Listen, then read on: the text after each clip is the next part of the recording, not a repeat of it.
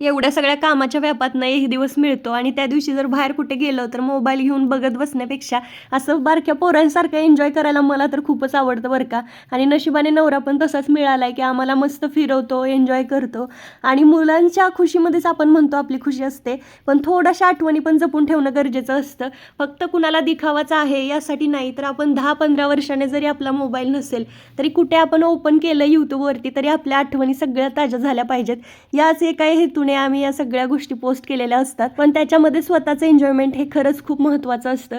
आणि हे आठवणीचे क्षण आहेत की नाही, 10 वर्षांनी मोबाईल हाच हातात असेल असं नाही, पण ज्यावेळेस पण यूट्यूबला, इंस्टाग्रामला, फेसबुकला आपलं नाव टाकलं जातं त्यावेळेस ह्या अशा डेट वाईज, टाईम वाईज आपल्या सगळ्या आठवणी डोळ्यासमोरनं जातात आणि सगळे क्षण आठवले जातात. तुम्हाला ट्राय करायचं असेल तर मागच्या वर्षीचा किंवा 2 वर्षापूर्वीचा तुमचा एखादा व्हिडिओ असेल जर यूट्यूबवर, इंस्टाग्राम, फेसबुकवर, तर त्याच्यावर एकदा चेक करून बघा. मग आता आपलंच बघा ना, लहानपणीचा एखादा शाळेतला फोटो जरी दिसला तरी आपल्या पूर्ण आठवणी जाग्या होतात. तशाच आपल्या मुलांच्या पण या आठवणी स्टोअर करून ठेवणं आपल्यासोबतच्या खूप गरजेचं आहे.